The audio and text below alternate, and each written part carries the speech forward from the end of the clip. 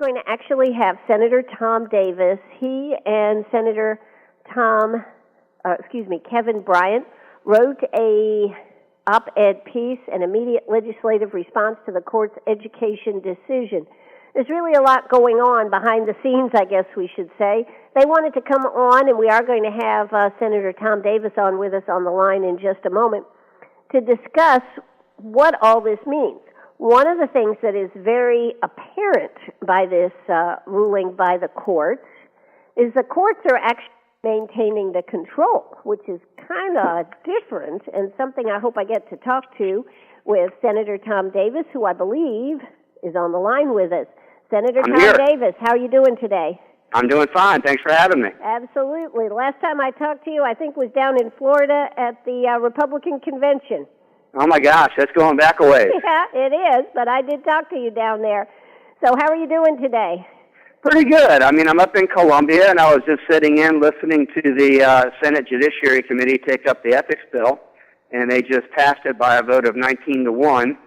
So that ethics bill will now make its way to the Senate and be on the Senate calendar tomorrow, where it has to sit for at least 24 hours before it can be taken up. But I strongly suspect that it will be taken up very quickly because it is a very pressing issue. So that's what's been going on today. Wow, well, that's pretty exciting. I thought you guys weren't working this week. Well, session is not in today, Tuesday, right. But committee meetings were meeting today, and Senate Judiciary met to take up the ethics bill, and we'll be back in full session tomorrow morning. So what does it mean that it, Pat, what does this mean? Well, I mean, a bill got filed, an ethics bill, a comprehensive ethics reform bill was filed earlier this year. Subcommittee hearings were held, I believe, in November and December by the Senate Judiciary Committee.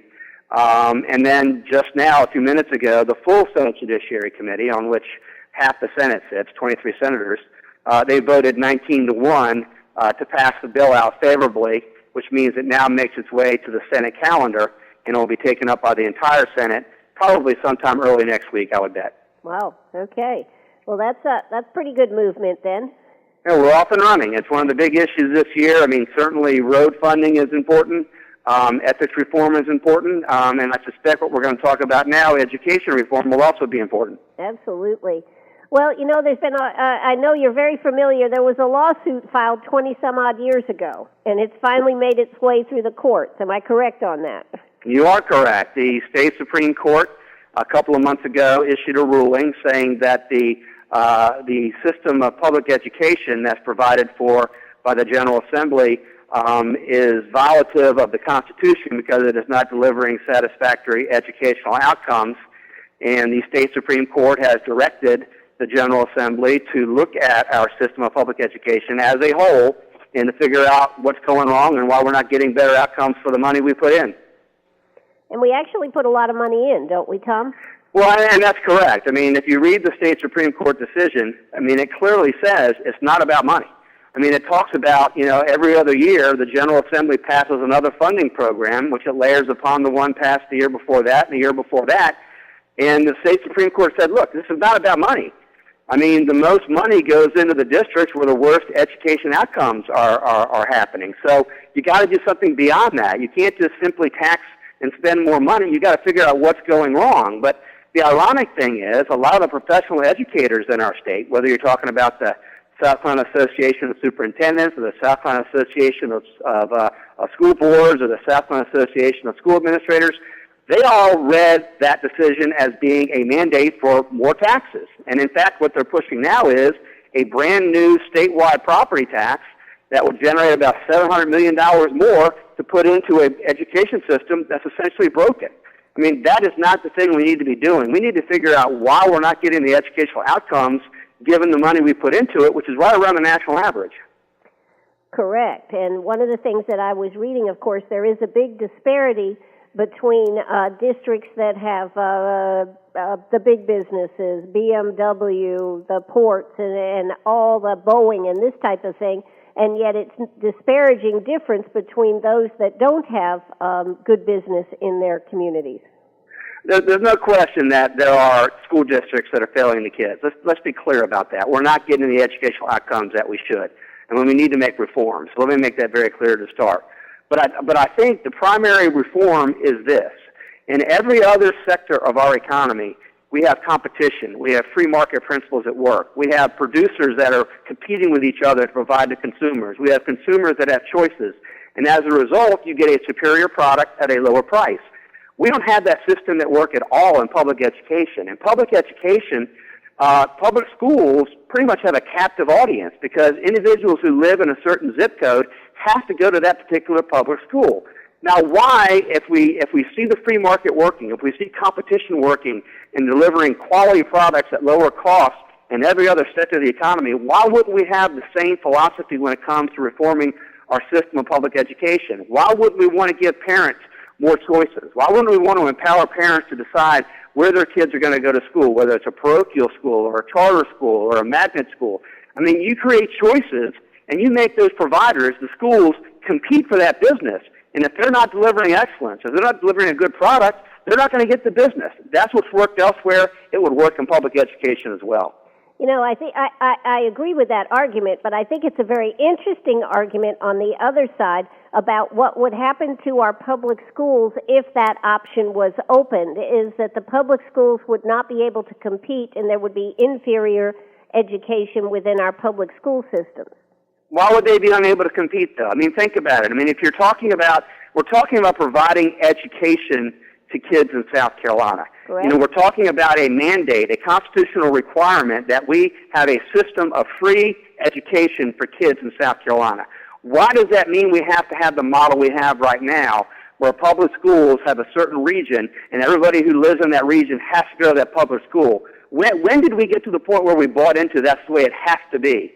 I mean, that's the mentality we need to break here, and we need to break down the mentality that this socialistic, monopolistic model is not working with education. Why not go ahead and open things up, and instead of giving power to administrators, instead of giving power to bureaucrats, give power to the parents. Let those parents decide where their kids are going to go. Let that free market system work, and you're going to see a superior product delivered for a better price. Well, isn't that the problem? That is the problem, the administrators and the teachers and the fear. Instead of upping their game, the fear of how to compete should these others be put in place. Well, that's absolutely right. And you look at what the state Supreme Court said right now. They said far too much money that we put into public education goes to bureaucrats, goes to administrators, and far too little money goes to teachers that are actually teaching. Far too little money goes into the classroom for supplies. I mean, we have a system right now that's run by individuals who have a vested interest in making sure things stay right the way they are. They're happy right now with the system the way that it is because, you've got teachers right now making $40,000, $50,000 a year, and they're looking at administrators making $175,000, $190,000 a year. Now, if you're a teacher, what are you going to do? Are you going to stay in the classroom, or are you going to go ahead and try to migrate upward in the bureaucracy? We have perverse incentives in place right now. We don't reward and pay teachers adequately. We encourage them to go to the non-productive areas of administration. That has to change. Absolutely. One of the good things that did come out last year, though, was the educational credits for special needs children. I think that was a real boom and showed what can happen. Absolutely, and I co-sponsored that particular legislation with my colleague, Senator Bryant. And as a result of that, these children with special needs, they're getting much better care, much better education at a much lower cost. And that's empirically true. We can demonstrate that. We can look at the outcomes that these special needs children are getting, and we can look at what it's costing the state, and we know that they're getting better results for lower cost. Now, if it's working there, why wouldn't you want to take that same model and apply it to the whole system of public education? I mean, why would you turn your back on something that's obviously working? And I'll tell you why. It's because people in power are afraid of losing that power. The bureaucrats and administrators that currently run the system, a system that's broken, by the way, want to keep things just the way they are, and what they propose is to dump $700 million more into that broken system by establishing a brand new statewide property tax. That's just wrong. I think that we don't need more taxation, particularly on property, that is for sure. Well, it's coming down like a freight train right now. I mean, because they're all lining up behind that. They're lining up behind it, and they call it the Jobs and Education Tax Act. They have a nice name for it, JET, South Carolina JET. And they want to establish this tax as if layering one more funding stream on top of a broken system is going to change things. I mean, it's the definition of insanity. We do the same thing over and over and over again. We dump more money into the system. We don't fix the system. Well, yeah, now, in discussion, though, what do you think about what Governor Haley wanted when she was talking about teachers and getting them to stay in the areas maybe that they came from, some advantages for those that go into the disadvantaged areas of our state? I like the emphasis on teachers. I like the emphasis on adequately compensating and increasing compensation for teachers. I like the idea of paying them what they're worth. They're the most valuable people in our system of public education, is that teacher in the classroom. That teacher in the classroom is the one that teaches a kid how to read, how to write, the basic facts of science. Sure. I mean, that is the most important person in our public education system, and yet they're the ones that are routinely shortchanged. So I like the emphasis being placed on teachers, and I think we need to do more of that. And I think if you move to a system where the schools that succeed and the schools that deliver excellence will be the ones that are funded, you're going to find out they're the ones that treat their teachers right. Sure. You know, we had Representative Mike Pitts on with us, so I guess it was a week, 10 days ago. His idea, and I'm just going to paraphrase it real quick, I think this is something he's working on in the House, is that you pay top dollar for the best teacher. You use technology, whether they go into the classroom through the technology, through online, and then you have monitors within the class that work with the students in the class. But that best teacher that we pay top dollar for, from wherever they have to come from in the country, comes in here and they teach really a lot of kids by doing it online. That's exactly the results you want. The question becomes, how do you get to that result? And the way you get to that result is by rewarding the schools that deliver excellence, by letting parents choose what schools to send their kids to. And I can tell you, as a parent of 3 children, I'm going to send my child to the school that does reward teachers, that does use technology, that does use cutting-edge things to provide the best education. So as a result of empowering parents and letting parents decide where to send their kids to school, you're going to see schools adopt those very things that Representative Pitts is talking about. Yeah, but Tom, do you think our parents are smart enough to do that? I can see that being an argument right there. I do. I have faith in the people of South Carolina, Ann. I think that's the argument that professional educators make all the time, is that, parents are too lazy, or parents aren't informed, or parents don't care, so therefore the state has to step in and assume those responsibilities. I just don't buy that argument. I don't buy that at all. If you give parents the power, if you say they have the choices they can make, they're going to do what's best for their kids. I firmly believe that. What about early education, though, Tom? How do we get our kids going into school, I hate to use this phrase, but on a level playing field where they all know how to read, they all know how to do these basic things? Well, I think we have a good program in place right now in terms of First Steps or ABC vouchers, where parents are empowered to go ahead and choose their early education providers. I think it's extremely important. You want to make sure that they're ready to learn when they get into school. And I think that we ought to expand on those programs and let parents have the options. Empower them to choose the best preschools.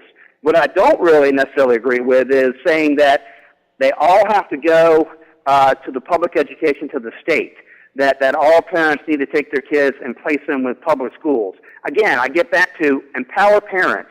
Give them the ability to choose which preschool is best for their kid. They know what's best. And so I think we've got a good system in place. It could be better, but we ought to build on that choice model and not simply expand pre-K through 12 to pre-K 3 through 12. I mean, we ought to go ahead and, in every instance possible, and give power and choices to the parents, because empowering them, making them consumers, is going to spur competition and get better results for a lower price. Should we do, so you, I guess, would be in favor of the school vouchers, where the vouchers follow the students to go to? I would, absolutely. I think that's ideal. I mean, I think that if you've got consumers and parents, deciding what's in the best interest of their child, and you've got schools having to compete for that business, if you have schools that are going to lose money and lose kids if they don't deliver an excellent product, you're going to start seeing some fundamental changes in the classroom, because parents are going to look at that. They're going to look at test scores. They're going to look at whether teachers are being paid adequately. I mean, the things that we're talking about that are good are going to be a consequence of giving parents power to choose where to send their kids. Sure. Now, one of the things, though, that is kind of bothersome is the involvement in the courts in this. Isn't this kind of unusual that the courts would be directing the actions? It is, and quite frankly, I think that the court did overstep and did start to assume what I consider to be legislative functions. But let's put that to one side. One thing that this state Supreme Court decision did do was spark a long overdue conversation about what are the fundamental problems with our system of public education. And what the Supreme Court said is, look, don't just give us another funding program. Don't layer yet another funding program on top of what you did in years past. Get under the hood, figure out what's wrong, and implement systemic reforms. They're right in that regard. They are right in that regard. And so I hope that's what we do this session. I hope we look at how to empower parents, how to give them more choices, how to get more money away from administrators and bureaucrats down to teachers, how we keep teachers in the classroom, how we reward teachers that are doing a good job. We do those things, those fundamental things right, and we'll have a system of public education in South Carolina we can be proud of, Ann. You know, when the whole election was going on, we talked to a lot of the people that were running for superintendent of education. And, of course, the question always came down to how do we proceed on this? And now that we have Molly Spearman in place, so we have an elected official there, how is the House and the Senate particularly poised to adapt to this? Are they willing to do this, or is this going to be kicked down the road, kick down the can, kick down the road? I think it's an uphill battle, to be honest with you, because I've heard leadership in both the Republican and Democratic Party simply talking about how to raise taxes and how to pour money into the system. I haven't heard much about how to reform that system. I haven't heard about let's get under the hood and figure out what's going wrong. We need a lot more of that analysis than we do raising more taxes and pouring more money into a broken system. I mean, definition of insanity, Albert Einstein said, is doing the same thing over and over again and expecting different results. What we've done over the last 30, 40 years is pour more and more money into a broken system, and we've gotten the same result, which is very poor. Now, what just for throwing out something different here, Tom, how do you think we're going to do on tax reform, just on the whole tax code this year? You know, we've got a lot on our plate right now, Ian. We've got ethics reform. We've got roads and bridges, a lot of deferred maintenance that got to be taken care of. We've got this state Supreme Court decision in regard to fixing our system of public education. So, yeah, I'd like to see our tax code reformed. I think that we have a broken code that discourages investment. It discourages entrepreneurs. I think we need to reform that. It becomes a question of priorities. And I think a lot of legislators are looking forward to what Governor Haley has to say tomorrow night in the State of the State to find out what she considers the priorities to be. Because, you know, she won a 15, 16-point victory as governor, and she has the right to lead here. She has the ability to govern, and she can lay out what the priorities are going to be. And ask me that question, I guess, on Thursday, and I can probably give you a better answer, Ann. Okay. Well, I'm going to have Floyd Nicholson on Thursday afternoon. I'll be asking him. How about that? He's a good man. I enjoy Floyd. Absolutely. Well, listen, we really appreciate you coming on today, and I'll just let you sum it all up here. What do the folks need to be aware of as this starts down the road when we start talking about education here? That we're not simply focusing on the amount of money that we put into the system, that we look at the system itself and try to figure out why isn't it delivering a satisfactory product. And I think what I want them to take away is, in every other sector of our economy, competition, choice, free markets has delivered a superior product at a lower cost. We need to start introducing some of those principles into public education, and we'll come up with a system of public education that we're proud of. Well, Senator Tom Davis, thank you so much for taking time to call us this afternoon. We really appreciate it. Thanks for having me, Ann. All righty. Bye-bye.